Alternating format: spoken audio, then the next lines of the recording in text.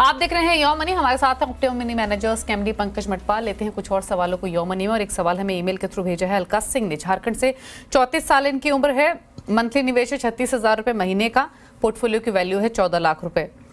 Portfolio में बता दूं इनके पास है quant small cap fund 14,000 per month, PJM India mid cap opportunity 7,000 per month, साथ ही ICICI approved blue chip, Mirae asset large cap, SBI small cap 5,000 each. Lump sum investment है HDFC small cap में 2,06,000 की, एसबीआई मैग्नम मिड कैप में 1 लाख की, Tata infra में 1 लाख की। साथ 3 और फंड्स हैं लमसम वाले। उसमें है quant active fund 50,000, Canara Robeco small cap 50,000 और पराग पारिक फ्लेक्सी कैप 50,000। तो लगभग इन्होंने 5.5 लाख के आसपास का तो लमसम इन्वेस्टमेंट किया हुआ है। बाकी 36,000 की इनकी एसआईपी चल रही है और 14 लाख की पोर्टफोलियो की वैल्यू उन्होंने बताई। अब ये जानना चाहते हैं कि 10 साल में 1.5 करोड़ का टारगेट है, कैश पोर्टफोलियो से हासिल होगा, प्लस फंड चॉइसेस इनकी कैसी हैं? बिल्कुल, देखिए 2 पोर्टफोलियो मान के चल सकते हैं कि लमसम इन्वेस्टमेंट किया हुआ कुछ स्कीम में और कुछ स्कीम में एसआईपी चल रही है।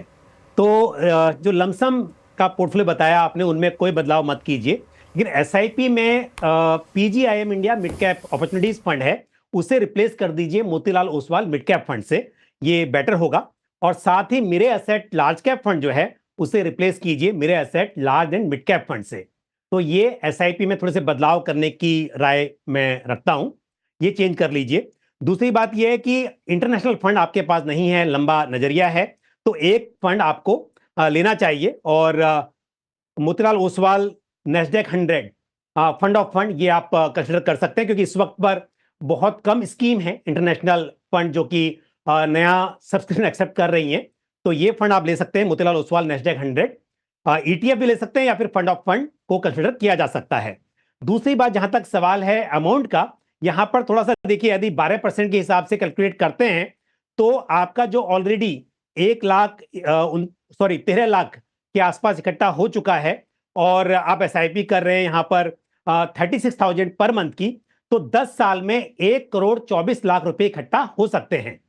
तो अब देखिए आपको कितना पैसे इकट्ठा करना है। यदि 10% से स्टेप अप करते हैं आप, तो आपका इसी वक्त पर यानी कि 10 साल में 1,61,00,000 रुपए इकट्ठा हो सकते हैं। और टारगेट सेट किया आपने 1.5 करोड़ का, तो यानी कि 1.5 करोड़ रुपया आपको इकट्ठा करना है, तो बढ़ाना तो पड़ेगा अमाउंट।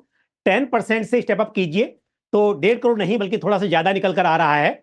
तो आप देखिए 10%, 8% के आसपास जो भी है उतना आपको हर साल अमाउंट को बढ़ाना चाहिए। बाकी और कोई बदलाव नहीं है, लेकिन एसआईपी में मैंने बताया तो स्कीम में बदलाव आपको करना चाहिए। All the best to you. Okay, चलिए, तो ये रहा आपके पोर्टफोलियो को लेकर सलाह। 1.25 करोड़ के आसपास का कॉर्पस आप इकट्ठा कर लेंगे धीरे धीरे। अगर आप 10% के आसपास का स्टेप अप करेंगी तो भी आप अपने लक्ष्य के बियॉन्ड पहुंचेंगी, जो कि 1.61 करोड़ आसानी से हो सकता है। तो धीरे धीरे बढ़ाइए अपनी इन्वेस्टमेंट्स को। कुछ चेंजेस आपको सजेस्ट किए गए हैं। पीजीएम इंडिया मिड कैप को मोतीलाल ओसवाल मिड कैप से रिप्लेस करें, मेरे एसेट लार्ज कैप को लार्ज मिड कैप से रिप्लेस करें, और लमसम पोर्टफोलियो आपका जो है वो सही है, उसमें कोई बदलाव की जरूरत नहीं है। इंटरनेशनल एक्सपोजर देने की सलाह है, तो एक इंटरनेशनल फंड आप ऐड कर सकते हैं और इसीलिए आपको सजेस्ट किया भी गया है। Motilal Oswal Nasdaq 100 ETF fund आप ऐड कीजिए पोर्टफोलियो में। बाकी जो 2 फंड हैं वो आपको स्विच करने हैं, जो कि मेरे एसेट लार्जर मिड कैप और मोतीलाल ओसवाल मिड कैप है। पीजीएम इंडिया मिड कैप और मेरे एसेट लार्ज कैप से निकलने की सलाह आपके लिए रहेगी। बात करते हैं अब सागर पाटिल की। इनका भी सवाल हमें ईमेल के थ्रू मिला है, महाराष्ट्र से इन्होंने भेजा है। 32 साल इनकी उम्र है। मंथली निवेश इनका है 15,000 रुपए महीने का। पोर्टफोलियो की कितनी वैल्यू है फिलहाल? इनकी वैल्यू है 11 लाख के आसपास की। टारगेट इनका है 20 साल में 3 करोड़ का। एक मल्टी कैप फंड ऐड करना चाहते हैं, उस पर भी इनको सजेशन चाहिए। एग्जिस्टिंग पोर्टफोलियो क्या है? पराग पर एक flexi cap 5,000 per month, HDFC mid cap 5,000 per month और SBI small cap 5,000 per month. क्या सजेशंस इनके लिए?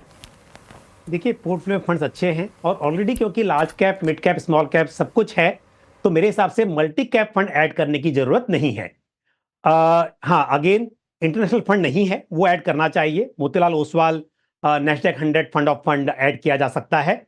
बाकी जो 3 फंड्स हैं तीनों ही अच्छे हैं, सिर्फ एक इंटरनेशनल एक्सपोजर नहीं है, तो वो ऐड करेंगे तो बेहतर होगा। दूसरी बात, टारगेट का जहां तक सवाल है, तो अगर आप 12% के हिसाब से कैलकुलेट करते हैं तो 20 साल में, क्योंकि लंबा नजरिया है, तो इतने समय में करीब 2,44,00,000 रुपए इकट्ठा हो सकते हैं। आपके 11 लाख रुपए ऑलरेडी इकट्ठा हो चुके हैं, प्लस आप 15,000 की एसआईपी की बात कर रहे हैं, तो आप आसानी से 2,44,00,000 इकट्ठा कर सकते हैं। दूसरी बात, यदि आप 10% से स्टेप अप करते हैं तो 20 साल में उसी समय में आपके पास करीब 3,86,00,000 रुपए इकट्ठा हो जाएंगे। तो आपका टारगेट है 3 करोड़ का, लेकिन मैं कहूंगा कि आपको जरूर बढ़ाना चाहिए अपना इन्वेस्टमेंट। वजह यह है कि यदि देखें 20 साल के बाद 3 करोड़ की वैल्यू यदि मैं 6% का इन्फ्लेशन भी मानकर चलूं तो आज के करीब 93 लाख के आसपास होंगे। तो इसके लिए यदि आप जो इन्वेस्टमेंट कर रहे हैं उसमें 10% से स्टेप अप करते हैं और ये 3 करोड़ ज्यादा बन रहा है तो आपको रुकना नहीं चाहिए, आपको 10% से स्टेप अप जरूर करना चाहिए। जैसे मैंने कहा कि करीब करीब 4 करोड़ के आसपास की वैल्यू बन जाएगी, ये बेहतर होगा। तो आप बिल्कुल सही रास्ते पर हैं, स्टेप अप करते रहें। All the best to you. Okay लेकिन एक चीज बताइए पंकज जी, इनके पोर्टफोलियो में भी 3 फंड हैं, एक इंटरनेशनल फंड आपने सजेस्ट किया है। इन फ्यूचर अगर ये और एलोकेशन बढ़ाते हैं तो इन्हीं फंड्स में बढ़ाए या कोई और कैटेगरी भी अपने पोर्टफोलियो में ऐड कर सकते हैं? देखिए किसी भी इन्वेस्टर को अपना एक कोर और एक सैटेलाइट पोर्टफोलियो बनाना चाहिए। तो कोर के हिसाब से large cap, mid cap, small cap सब कुछ है।